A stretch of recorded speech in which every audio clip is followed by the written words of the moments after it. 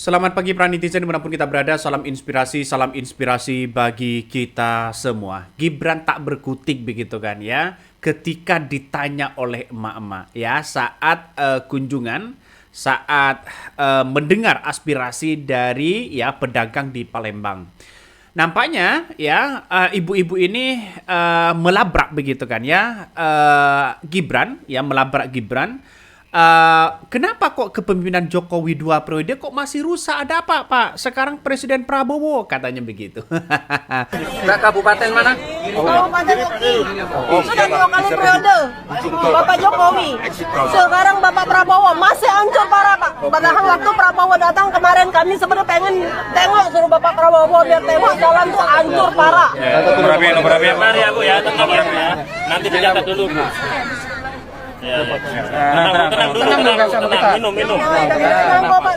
Sebenarnya ini. Diketikkan Bapak, diketikkan aja Pak. Oke, aku kasih fotonya ya. Enggak tanya ngapain gini terus. Sebut aja Bu, nomornya berapa? Sudah, ini kita catat. Ya Allah, terima kasih ya Allah, terima kasih ya Allah. Desa kelahiran kami semoga bagus ya Allah. Tolonglah Pak. Nomornya catat. Nomor ibunya dicatat.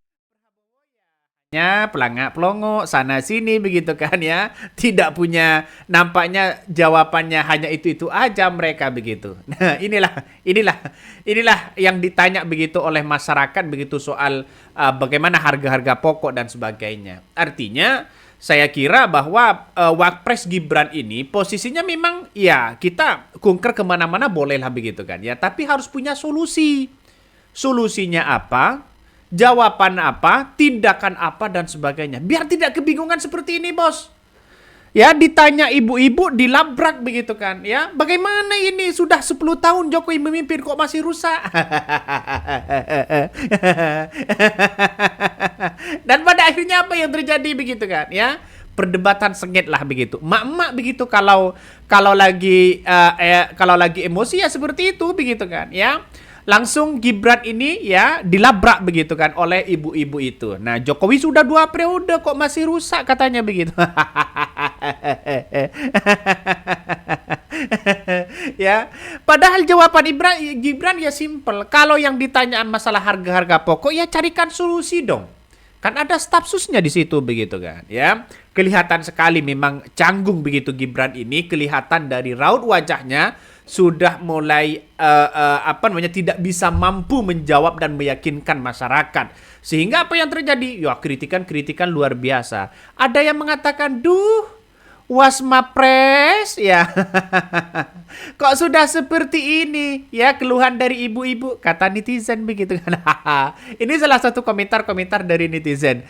Ini banyak sekali pada akhirnya begitu kan ya. Pada akhirnya orang-orang menganggap bahwa bagaimana sih kapasitas dari seorang wakil presiden itu begitu. Padahal kita tahu begitu kan ya, padahal kita tahu kunjungan atau belusukan wakil presiden RI ini, begitu Gibran Rakabuming Raka ini ke pasar 16 Ilir di Palembang atau Sumatera Selatan ini bertujuan untuk mendengar langsung aspirasi pedagang ya serta memantau aktivitas ekonomi masyarakat. Ya, bagus begitu kan, belusuknya bagus. Gibran berinteraksi dengan para pedagang, melihat kondisi kebutuhan dan harga-harga pokok begitu kan ya. Tapi pada kenyataannya ketika dilabrak oleh ibu-ibu, nampaknya Gibran mulai kebingungan. Solusi apa sih sebenarnya yang mau diberikan?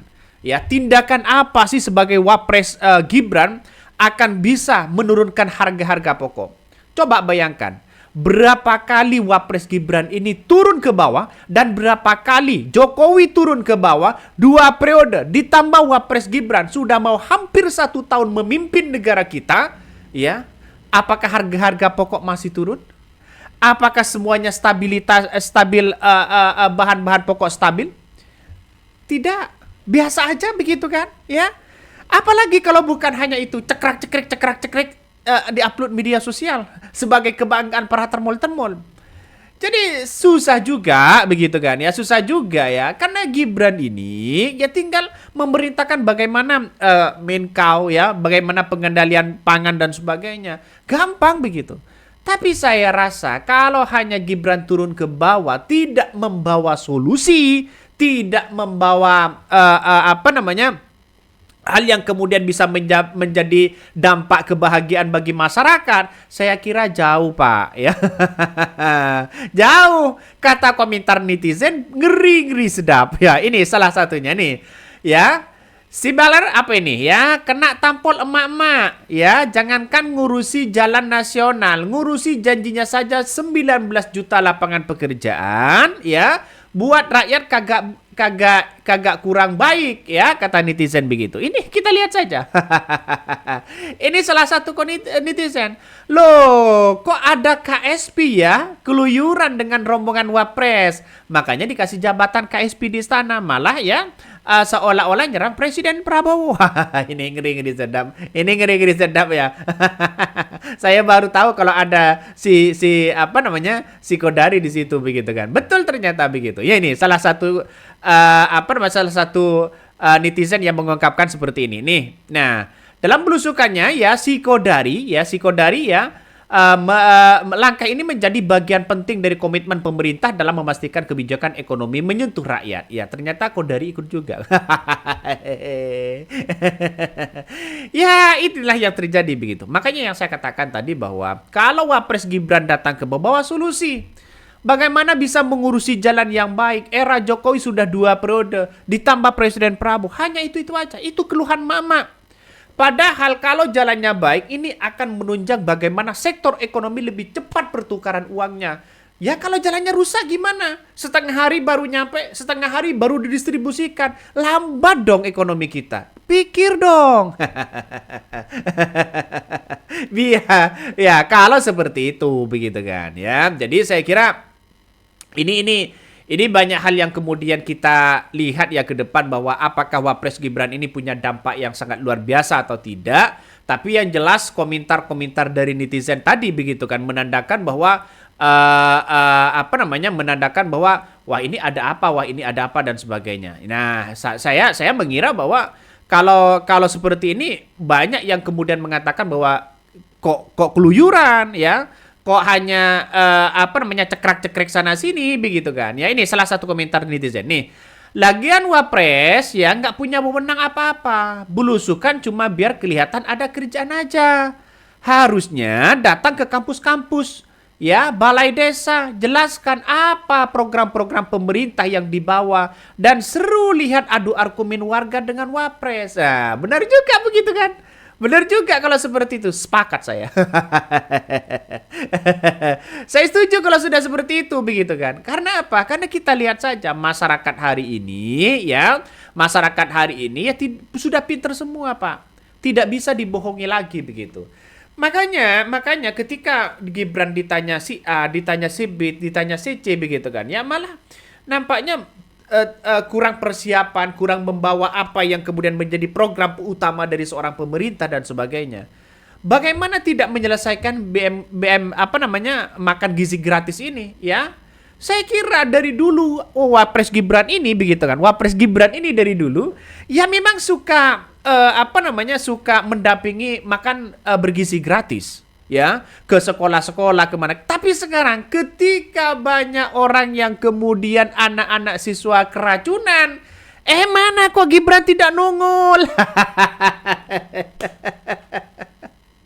Ini mana Gibran kok tidak nongol begitu kan? Ya, ketika ada makan bergizi gratis sekarang ini yang dikritik habis-habisan Presiden Prabowo, yang dikritik adalah menteri-menteri mereka. Kalau dulu aktif sekali mendampingi Wapres Gibran ini, tapi kok sekarang tidak nongol, tidak memberikan solusi apa-apa. Malah belusukan di pasar-pasar. Ya, malah emak ya melabrak ibu-ibu. Ini Jokowi sudah memimpin 2 periode, jalannya kok masih rusak, Pak. Ya, ini gimana ditambah lagi Presiden Prabowo. Ini kritikan dari mama. Wapres Gibran ya hanya nggak tahu lagi saya mau ngomong apa ini. Wapres. Ya lucu aja begitu. Tapi kalau posisi Gibran ini ya membawa solusi, ya, terus kemudian diksi dan komunikasinya sangat tepat. Saya yakin dan seyakin-yakinnya bahwa Wapres Gibran ini akan terpilih, akan menjadi presiden di 2029. Kalau komunikasinya dengan baik. Saya kira tidak hanya turun langsung, Pak, turun langsung, cekrek-cekrek, turun langsung, cekrek, turun langsung. Biar apa begitu kan, ya? Apakah hanya ingin menunjukkan bahwa belusukannya sama dengan bapaknya? Beda Pak hari ini. Sekarang beda.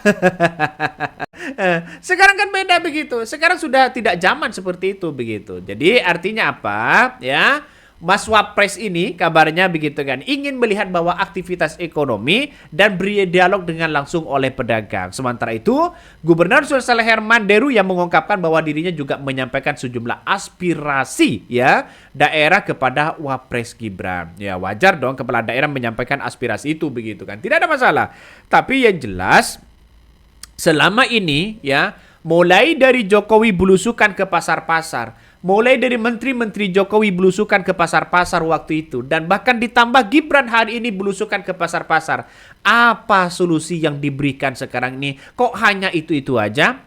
Habis foto, habis survei, habis nyidak sana sini begitu kan. Selesai sudah. Apa tindakannya begitu? Apa dampaknya kepada masyarakat? Apakah harga tahu tempe sekarang sudah turun? Apakah sayur mayur semakin turun? Apakah harga daging semakin turun? Mulai dari ayam, sapi, dan sebagainya. Apakah turun dampaknya? Kita lihat saja, bos. Itu aja terus begitu kan. Kalau nggak naik, turun dikit lah. Kalau nggak naik, ya turun dikit lah ya. Atau stagnan di situ begitu. Artinya apa? Artinya tidak memberikan solusi yang jelas. Tidak memberikan solusi bahwa ini akan bulan depan akan turun. Ya gitu aja sebenarnya. Kalau punya kebijakan-kebijakan yang begitu luar biasa begitu kan. Makanya ya Wapres Gibran ini terkesan jalan sendirian, dan pada akhirnya apa yang terjadi? Muncul narasi-narasi di berbagai media sosial ya. Kalau tidak dijaga, kalau tidak juga terlaksana perbaikan jalan itu, silakan ibu mendoakan apapun yang ia mau untuknya. Ini salah satu komentar-komentar netizen ngeri sedap ya. Jadi makanya apalagi ya masalah soal digugat sekarang ini, masalah soal ijazahnya begitu. Kita lihat saja ini. Artinya MDES itu menerima lulusan SMP kah? Terus kalau sudah bukti begini gimana ngelesnya dong ya? Tetapi saat sekolah menengah pertama dirinya pindah ke Singapura. Ini semakin didesak posisi Gibran ini begitu kan ya. Jadi ini sudah diakui katanya dari MDIS begitu kan ya. Apakah ini setara dengan lulusan SMA atau bagaimana? Tapi kita lihat saja Mahkamah Konstitusi sekarang ini ya soal soal mengajukan gugatan soal persyaratan ijazah S1 ini sudah menjadi pembahasan sekarang ini begitu. Saya kira persyaratan S1 harus punya ijazah S1. Maksudnya persyaratannya presiden dan wakil presiden harus S1 lah minimal. Harus S1, keren dong begitu kan. Apakah ijazah punya S1? Ya, apakah Gibran punya ijazah S1? Ya, kita tunggu saja begitu. Makanya banyak yang narasi-narasi di berbagai media sosial hari ini begitu kan ya, soal bagaimana ijazah SMA Gibran. Kalau Gibran lulusan S1 di Australia misalnya begitu kan ya, MDES di situ disetarakan dengan SMA dan sebagainya begitu. Kita tunggu saja ya. Gokil bisa mendesain hebat, lolos seperti ini ya. Ini komentar salah satu netizen begitu. Ini ngeri-ngeri sedap pada akhirnya.